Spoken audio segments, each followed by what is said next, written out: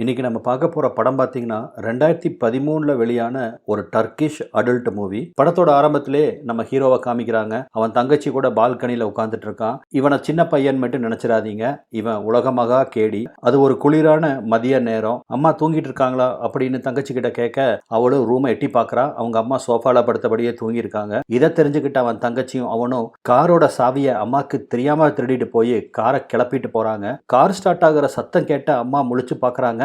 பையனும் பொண்ணும் கார்ல வேகமா போறத பாக்குறாங்க. பையனுக்கு லைசன்ஸ் கிடையாது, வண்டி ஓட்ட தெரியாது. எங்கேயாவது போய் விபத்து ஏற்படுத்திட்டானா அவங்களுக்கு தான் பெரிய இழப்பு அப்படின்னு சொல்லிட்டு கத்திட்டே காருக்கு பின்னாடி அவங்கள துரத்திட்டு ஓடி வராங்க. லைக்கருக்கு கார் அவ்வளவா ஓட்ட தெரியாது. அதனால பயந்து போய் அவங்க அம்மா கையில சிக்குனா சங்க பிச்சு வீசிடுவா அப்படிங்கிறது அவனுக்கு தெரியும். அதனால காரை ஓரங்கட்டி நிறுத்திட்டு உள்ளுக்குள்ள உட்காந்து தங்கச்சியை அம்போன்னு விட்டுட்டு இவன் பாட்டுக்கு இறங்கி ஓடிடுறான். இதுவே தொடர்கதையா நடந்துட்டு இருக்க, இதுக்கு மேல இதை விட்டு வைக்க கூடாது அப்படின்னு சொல்லி முடிவெடுத்த அம்மா காரை விற்கிறதுக்காக தன்னோட மூத்த மகளுக்கு போன் பண்றாங்க. அந்த பொண்ணு பேரு ஃபேரி. வயசு 32 ஆகுது. இது வரைக்கும் கல்யாணம் ஆகல. ஒரு கட்டத்துல அப்பா குடும்பத்தை நடுத்தெருவுல விட்டுட்டு வேற ஒரு பொண்ணு கூட ஓடி போயிடுறாரு. அதுல இருந்து பாத்தீங்கன்னா இந்த பெரிய பொண்ணான ஃபேரி தான் வேலைக்கு போய் அந்த குடும்பத்தை காப்பாத்திட்டு இருக்கா. நம்ம ஹீரோ வேற பொறுப்பில்லாம சுத்திட்டு இருக்கிற ஒரு தருதலை போன் பண்ணி பொண்ணுகிட்ட விஷயத்த சொல்ல, நான் சாயந்தரம் வீட்டுக்கு வரும்போது இதுக்கு ஒரு ஏற்பாடு பண்றேன் அப்படின்னு சொல்லிட்டு ஆபீஸ்ல இருந்து வரும்போது அவளோட ஃப்ரெண்டை கூட்டிட்டு வரா. சொன்னபடியே ஃபேரி அவ ஆபீஸ்ல கூட ஒர்க் பண்ற ஜோசப்பை கூப்பிட்டு வரா. அந்த ஜோசப் அவளோட ஃப்ரெண்டு மட்டும் இல்லாம அவன் ஒரு கார் டீலரும் கூட. நல்ல விலைக்கு அம்மா இந்த காரை வித்து தர சொல்ல சரின்னு சொல்லி ஜோசப்பும் காரை இன்ஸ்பெக்ட் பண்ணி பார்க்கும்போது தான் அங்க லைக்கர் வரான். யாரா நீ, என்னோட காரை என்ன பண்ணிட்டு இருக்க அப்படின்னு ஜோசப்பை பார்த்து மரியாதை இல்லாம அவன் கூட சண்டைக்கு போக ரெண்டு பேத்துக்குள்ள தள்ளுமுள்ளு நடக்குது. ஜோசப்பும் சொல்லி பார்க்கறான், உங்க அம்மா தான் இந்த காரை விற்க சொன்னாங்க அப்படின்னு. இதை கேட்ட லைக்கருக்கு ரொம்ப அதிர்ச்சியா இருக்கு. ஏற்கனவே முன்கோபியான லைக்கருக்கு இப்போ அவங்க அம்மாவோட செயல் இன்னும் கோபத்தை தூண்டுது. அவனுக்கும் அவங்க அம்மாவுக்கும் பெரிய வாக்குவாதம் வர அக்கா தான் அவனை தடுக்கிறான். ஒரு கடத்துல கோபமான அம்மா, முதல்ல இந்த வீட்டை விட்டு நீ வெளியே போடா, நீயா போய் சம்பாரிச்சு சாப்பிட்டாதான் உனக்கு எங்களோட அருமை தெரியும் அப்படின்னு அவனை வீட்டுல இருந்து துரத்தி விட, அம்மாவே இப்படி சொல்லிட்டாளே அப்படிங்கிற கோபத்துல அவனும் வீட்டை விட்டு கிளம்பி போயிடறான். எங்க போறதுன்னு தெரியாம அவன் ஃப்ரெண்டோட வீட்டுக்கு போய் தங்குறான். ஃப்ரெண்டோட அம்மாவும் இவன் எப்ப வீட்டுக்கு போவான் அப்படின்னு அவங்கிட்ட கேட்க, அம்மா நேத்து தானமா வந்திருக்கான், அவன் குடும்பத்துல ஏதோ பிரச்சனை போல இருக்கு, அவனே போய்க்குவாமா, அவசரப்படாதீங்க அப்படின்னு அம்மாவை சமாதானப்படுத்திட்டு அவன் ஸ்கூலுக்கு போயிடுறான். ஆனா லைக்கர் பாத்தீங்கன்னா இன்னும் அவன் ரூம்ல படுத்து தூங்கிட்டு இருக்கான். லைக்கரோட ஃபேமிலி ரொம்ப ஏழ்மையான ஃபேமிலி. அன்றாட செலவுக்கே காசு இல்லாம திண்டாடக்கூடிய ஒரு குடும்பம். லைக்கரோட பாட்டி பாத்தீங்கன்னா அக்கம் பக்கத்து வீட்டுக்கெல்லாம் பாத்திரம் தேய்ச்சு அதன் மூலமா கிடைக்கக்கூடிய சின்ன சின்ன வருமானத்தை தன்னோட மகளுக்கு கொடுத்து அவளுக்கு சப்போர்ட்டிவா இருக்காங்க. அதாவது லைக்கரோட அம்மாக்கு கொடுத்து அவங்க ஃபேமிலி ரன் பண்றதுக்கு சப்போர்ட்டிவா இருக்காங்க. லைக்கரோட ஃபேமிலி இப்படி வறுமையில வாடிட்டு இருக்க, லைக்கர் பாத்தீங்கன்னா அவன் ஃப்ரெண்ட்ஸ் கூட சேர்ந்து வாழ்க்கையை ஜாலியா என்ஜாய் பண்ணிட்டு இருக்கான். சாயந்தரமான போது கஞ்சா இழுக்கிறது, நைட் ஆனா தண்ணி அடிக்கிறதுன்னு அவன் லைஃப் அவன் ஜாலியா என்ஜாய் பண்ணிட்டு இருக்கான். இப்படி லைக்கர் ஒரு பக்கம் பொறுப்பு இல்லாம சுத்திட்டு இருக்க, அவனை நினைச்சு அம்மா ரொம்ப வருத்தப்பட்டு இருக்காங்க. மறுநாள் லைக்கர் ஃப்ரெண்டோட அம்மா வீட்டை கிளீன் பண்ணிட்டு இருக்க, பின்னாடி இருந்து வெச்ச கண்ணு வாங்காம அந்த அம்மாவையே வெறிச்சு பார்த்துட்டு இருக்கிறான். அந்த அம்மாவும் இவன் சின்ன பையன் தானே அப்படின்னு லைட்டா எடுத்துக்கிட்டு குனிஞ்சு நிமிந்து வீட்டை கிளீன் பண்ணிட்டு இருக்காங்க. ஆனா வெச்ச கண்ணு வாங்காம அவங்களவே தப்பான கோணத்துல இவன் பார்த்துட்டு இருக்கிறது அவங்களுக்கு தெரியாது. ஒரு கட்டத்துல கிளீன் பண்ணிட்டு இருக்க தன் ஃப்ரெண்டோட அம்மா மேல போய் பாஞ்சிடறான். அவங்க கொஞ்சம் கூட எதிர்பார்க்காத சமயத்துல இவன் தன்னோட வேலையை முடிச்சிடறான். எல்லாமே ஒரு கணத்துல சட்டு நடந்து முடிஞ்சிருது. அந்த அம்மானால இவனை எதிர்க்கவும் முடியல, ஏத்துக்கவும் முடியல. என்ன நடந்துச்சு அப்படின்னு தெரியறதுக்குள்ள இவன் வேலையை முடிச்சுட்டு வெளியே கிளம்பி போயிட்டே இருக்கிறான். சம்பவத்தை முடிச்சுட்டு அங்க இருக்கிற ஒரு லேக் ஓரமா லைக்கர் உட்கார்ந்துட்டு இருக்கான். இதுக்கு மேல அவன் ஃப்ரெண்டோட வீட்டுக்கு போனா அவங்க அம்மாவோட ரியாக்ஷன் எப்படி இருக்கும் அப்படின்னு அவனால சரியா கணிக்க முடியல. தேவையில்லாத பிரச்சனையை விலை கொடுத்து வாங்க வேண்டாம் அப்படின்னு யோசிக்கிறான். அதே சமயத்துல கார் வித்ததால அவங்க அம்மா மேல ஏற்பட்ட கோபம் இன்னும் அவனுக்கு குறையல. அதனால வீட்டுக்கு போறதுக்கும் அவனுக்கு பிடிக்கல. அன்னைக்கு ஈவினிங் பாத்தீங்கன்னா ஃபேரி வெளியே எல்லாரும் டின்னர் சாப்பிட போலாம் அப்படின்னு அம்மா கிட்ட சொல்லிட்டு தான் போயிருக்கா. ஆனா வீட்டுக்கு வந்து பார்த்தா அம்மா ரெடி ஆகாம படுத்திருக்காங்க. என்னாச்சுமா, நான் தான் சொன்னனே நைட்டு டின்னர் போலான்னு, இன்னும் நீங்க ரெடி ஆகாம இருக்கீங்க அப்படின்னு கேட்க, இல்ல எனக்கு மூடு இல்ல, நம்ம இன்னைக்கு வீட்டிலேயே சாப்பிட்டுக்கலாம் அப்படின்னு அம்மா சொல்ல, என்னம்மா இது, நான் எல்லா அரேஞ்ச்மெண்ட்டும் பண்ணிட்டு வந்திருக்கம்மா அப்படின்னு ஃபேரி சொல்றா.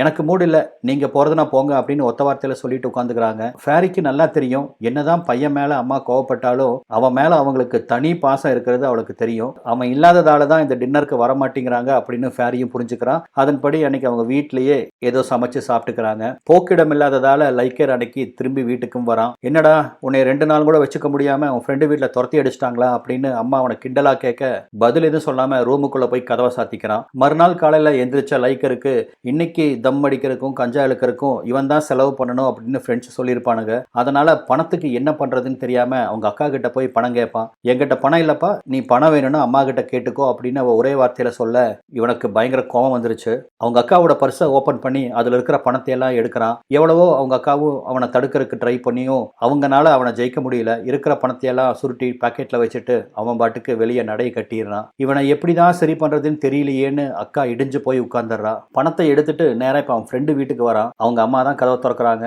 உன் ஃப்ரெண்டு வீட்டில் இல்லை அப்படின்னு சொல்லிட்டு அவன் கூட பேசுறதுக்கு பிடிக்காம அவங்க அம்மா சமையல் ரூமுக்குள்ள போய் அவங்க வேலையை பார்க்க ஆரம்பிக்க போன மாதிரி சத்தம் இல்லாம மெதுவா பின்னாடி வந்து வேலை செஞ்சுட்டு இருந்த அவங்க அம்மாவை பின்பக்கமா கட்டி பிடிக்கிறான். திரும்பவும் அவங்கள பலவந்தப்படுத்த அவன் ட்ரை பண்ண, ஆனா இந்த தடவை அவங்க அவனை தடுக்கவே இல்லை. நீ என்ன வேணாலும் பண்ணிக்கோ அப்படிங்கிற மாதிரி அவனுக்கு கோஆபரேட் பண்றாங்க. ஏன்னா அவன் ஃப்ரெண்டோட அப்பா பார்த்தீங்கன்னா வெளியூர்ல எங்கேயோ ஒர்க் பண்றாரு. வருஷத்துக்கு ஒரு தடவையோ இல்ல 2 வருஷத்துக்கு ஒரு தடவையோ தான் வீட்டுக்கும் வருவாரு. அவங்க அம்மாவுக்கும் ஒரு துணை இல்லாம ஏங்கியிருப்பாங்க போல இருக்கு. குறிப்பா இந்த விஷயத்துக்கு அவங்க ரொம்ப எதிர்பார்த்துட்டு இருந்திருப்பாங்க போல இருக்கு. கணவன் கிட்ட கிடைக்காதது தன் மகனோட ஃப்ரெண்டு கிட்ட கிடைக்கிறதால அவங்க எந்த எதிர்ப்பையும் தெரிவிக்கல. இங்க வீட்டுல பாத்தீங்கன்னா ஃபேரிய தேடி அவரோட ஃப்ரெண்டு ஜேக்கப் வராரு. அவருக்கு ஏற்கனவே கல்யாணம் ஆகி அவர் மனைவி அவரை விட்டு போயிருப்பாங்க. ஏதேதோ பேச ஆரம்பிக்கிறாரு.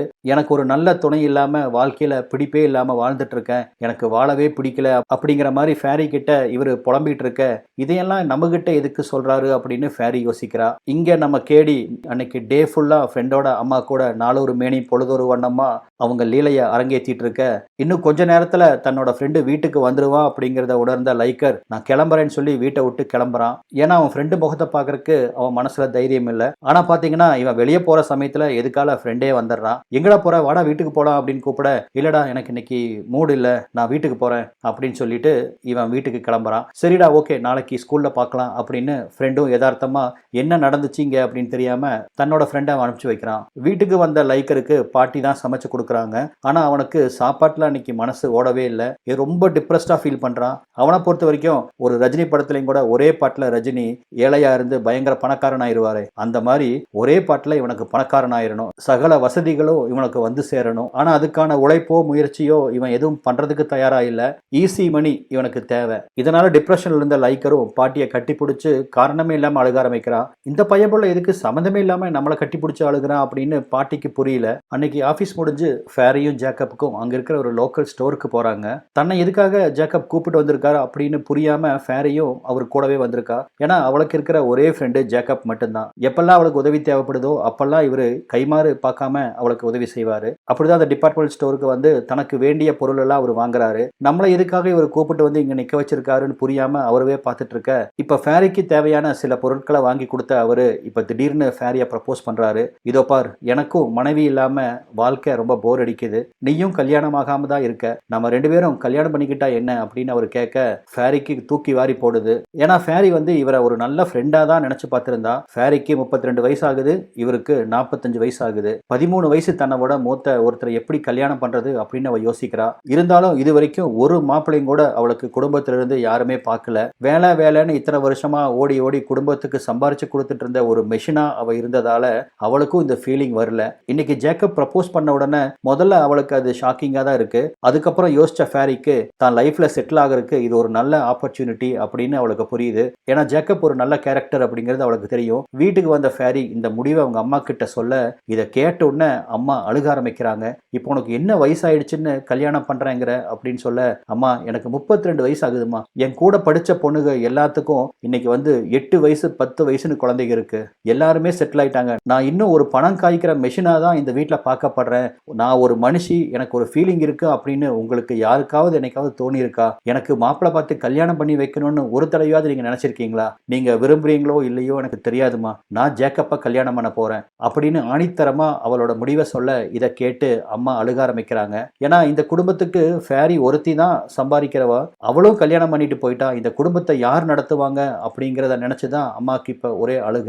அன்னைக்கு லைக்கரோட ஃப்ரெண்டுக்கு பர்த்டே, அதனால அவன் ஃப்ரெண்ட்ஸ் எல்லாரும் அவங்க வீட்டில் ஒன்னா கூடியிருக்காங்க. அவனோட அவனோட ஃப்ரெண்டோட அம்மா தான் அந்த பார்ட்டிக்கெல்லாம் ஏற்பாடு பண்ணிட்டு இருக்க லைக்கரும் அவங்களுக்கு உதவி செஞ்சுட்டு இருக்கான். அப்பதான் தனிமையில் இருக்கும்போது சமையல் ரூம்ல அந்த அம்மா, என்ன லைக்கர் உன்னை ரொம்ப நாளா காணோம், நான் போர் அடிக்க ஆரம்பிச்சிட்டேன்னா அப்படின்னு அவங்க அம்மா கேட்க, அதெல்லாம் ஒன்றும் இல்லை, நான் ஸ்கூல்ல கொஞ்சம் பிஸியா இருக்கேன் அப்படின்னு சொல்லி அவங்க அம்மாவை அவாய்ட் பண்றக்கே பார்க்கறான். அவங்க அம்மாவுக்கு புரியுது இவன் பொய் சொல்றான் அப்படின்னு. அவங்களுக்கும் புரியுது அவங்க வயசானவங்க, எத்தனை நாளைக்கு இந்த சின்ன பையனுக்கு இவங்க மேல ஆசை இருக்கும் சொல்லுங்க. அதனாலதான் அவன் எதேதோ சொல்லி அவாய்ட் பண்றான் அப்படிங்கிறத புரிஞ்சுக்கிறாங்க. அன்னைக்கு லைக்கர் நைட்டு வீட்டுக்கு வரும்போது தான் அக்கா இன்னும் 2 மாசத்துல கல்யாணம் பண்ணிட்டு போறா அப்படிங்கிற அந்த விஷயம் அவனுக்கு தெரிய வர அக்கா மேல பயங்கர கோவப்படுறான். நீ போயிட்டா எனக்கு செலவுக்கு யாரு பணம் கொடுப்பா அப்படின்னு அவன் மேல எரிஞ்சு விழுக, ஒரு பக்கம் அம்மா நீ போயிட்டா இந்த குடும்பத்தை யார் நடத்துவாங்க அப்படின்னு அழுகுறாங்க.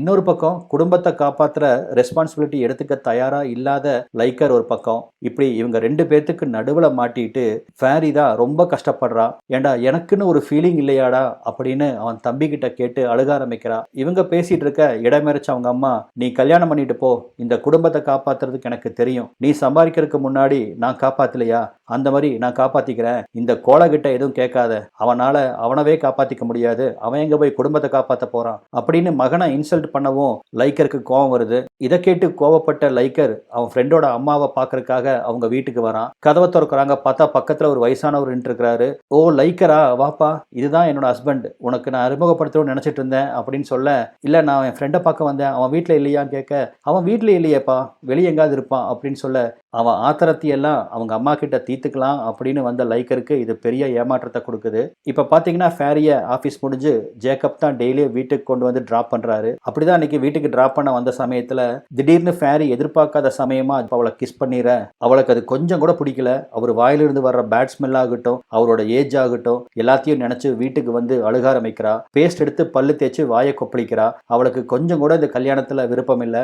ஆனா வேற வழி இல்லாம மனசு முழுக்க பாரத்தோட இப்ப கல்யாணம் பண்றதுக்கு அவ சம்மதிச்சிருக்கா. அன்னைக்கு ஒரு நைட்டு கால் போன போக்குல லைக்கர் சுத்திட்டு இருக்க அந்த சமயத்துல இவங்களை விட்டு ஓடி போன தன்னோட அப்பாவை பாக்குறான். அவர் வேற ஒரு பொண்ணு கூட கார்ல ஏறி போறத பார்க்கவும் அவங்க அப்பா பேரை சொல்லி கத்திட்டே பின்னாடி ஓடுறான். ஆனா அவர் இவனை பார்த்தும் பார்க்காத மாதிரி அந்த பொண்ணு கூட கார்ல போயிடறாரு. முடிஞ்ச வரைக்கும் துரத்திட்டு ஓடினவன் ஒரு கட்டத்துல அவரை பிடிக்க முடியாம கீழே விழுந்து அழுக ஆரம்பிக்கிறான். அவங்க அப்பாவை பார்த்து கூட அவரு கூட பேச முடியல அப்படின்னு நினைச்சு பயங்கரமா ஃபீல் பண்ண ஆரம்பிக்கிறான். இன்னைக்கு தான் ஃபேரிக்கும் ஜோசப்புக்கும் என்கேஜ்மெண்ட் டே. கரெக்டா அந்த சமயத்துல பாத்தீங்கன்னா ஃபேரியோட அம்மாக்கு உடம்பு சரியில்லாம போக அவங்கள ஹாஸ்பிட்டல்ல கொண்டு போய் அட்மிட் பண்றாங்க.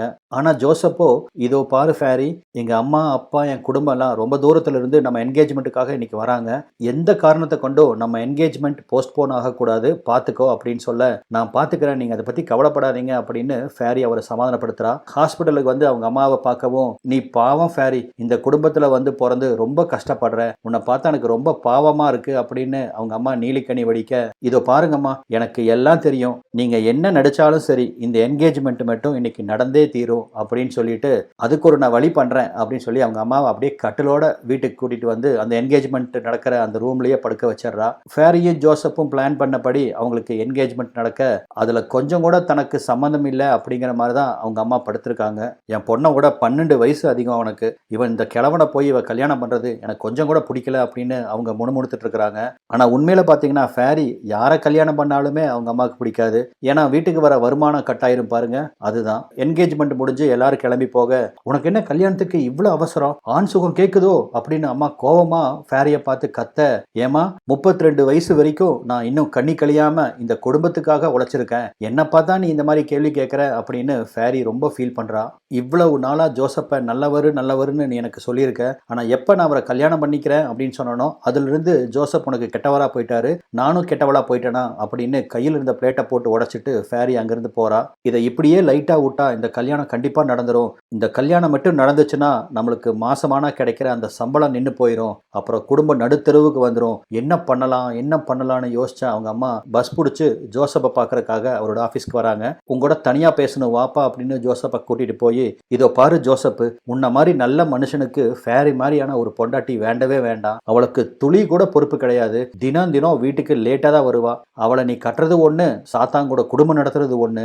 நான் இது ஃபேரியோட அம்மாவா சொல்லல. ஒரு நல்ல மனுஷனோட வாழ்க்கை கெட்டக்கூடாதே அப்படிங்கிற ஒரு நல்ல மனுஷியா சொல்றேன். என் பேச்ச கேளுப்பா அப்படின்னு சொல்ல ஜோசப்புக்கு இந்த அம்மாவோட இன்டென்ஷன் என்னங்கிறது நல்லா புரிஞ்சு போச்சு. அதை பத்தி நீங்க கவலைப்பட வேண்டாம். ஃபேரி மாதிரி ஒரு பொண்டாட்டி கிடைக்கிறதுக்கு நான் 7 ஜென்மத்துக்கு புண்ணியம் பண்ணியிருக்கணும். என் வாழ்க்கையை நான் பாத்துக்கிறேன். நீங்க கிளம்புங்க அப்படின்னு அந்த அம்மாவை மூஞ்சில் அடிச்ச மாதிரி பேசி அனுப்பிச்சு வச்சிடுறாரு. நடந்தது எல்லாம் ஜோசப் ஃபேரி கிட்ட சொல்ல கோவமா வீட்டுக்கு வந்தவா அம்மாவை தேடி ரூம் கதவை திறக்க அங்க பாத்தீங்கன்னா லைக்கர் கஞ்சா இழுத்துட்டு உட்கார்ந்து இருக்கிறத கையும் களவமா பிடிச்சிடுறா.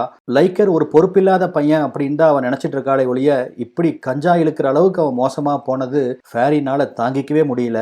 வந்த கோவத்துக்கு அவனை பிடிச்சி சாத்துன்னு சாத்த ஆரம்பிக்கிறா. நான் கல்யாணமாகி போயிட்டா இந்த குடும்பத்தை காப்பாற்ற வேண்டிய நீயே இப்படி பொறுப்பில்லாம கஞ்சா இழுத்துட்டு இருக்கியேடா. நம்மளுக்கு அப்பாவும் இல்ல, அம்மாவும் ஒரு பேஷண்ட், நீ தானே இப்ப அவங்கள பாத்துக்கணும். நீ இப்படி பொறுப்பில்லாம இருந்தா எப்படிடான்னு சொல்லி கடைசியில மனசு கேட்காம அவனவே கட்டி பிடிச்சி அழுக ஆரம்பிக்கிறான். அந்த நாளும் வருது, ஃபேரியோட கல்யாண நாள். அங்க கூடியிருக்கிற மக்கள் எல்லாம் சந்தோஷமா டான்ஸ் ஆடிட்டு இருக்க ஃபேரியோட அம்மா மட்டும் கனத்த மனசோட தண்ணி ரூம்ல உட்காந்து குடிக்க ஆரம்பிக்கிறாங்க. வருமானம் போச்சே அப்படிங்கிற கவலை அவங்களுக்கு. ஆனா எத்தனை நாளைக்கு இந்த குடும்பத்துக்கு உழைச்சு கொட்டிட்டு இருக்க முடியும் ஃபேரியால சொல்லுங்க. அவளுக்கும் ஒரு வாழ்க்கை இருக்கு இல்லையா? அதனால அவ கடைசியா தேர்ந்தெடுத்த இந்த முடிவு அவளுக்கு சரின்னு தான் படுது. கண்டிப்பா உங்களுக்கும் ஃபேரியோட முடிவு கரெக்டுன்னு தான் தோணும் அப்படின்னு நான் நம்புறேன். அது என்னங்கிறத கமெண்ட்ல சொல்லுங்க. மகளோட கல்யாணத்தை கண்ணில் கண்ணீரோட அம்மா வெறிச்சு பார்த்துட்டு இருக்க மகளுக்கும் அவங்க அம்மாவோட கவலை புரியுது. ஆனா வாழ்க்கை நம்மளை எங்க கொண்டு போகுதோ அது கூட நம்மளும் ஓடித்தானே ஆகணும். அதன்படி ஃபேரி தன்னோட புதிய வாழ்க்கையை வாழ்றதுக்கு தயாராயிட்டா. இதோட இந்த படமும் முடியுது. என்னங்க இந்த படம் ரொம்ப டிஃப்ரெண்டா இருந்துச்சா? உங்களுக்கு பிடிச்சதா அப்படிங்கிறத கமெண்ட்ல சொல்லுங்க. நம்ம மீண்டும் வேற ஒரு தரமான பதிவுல சந்திக்கலாம். நன்றி.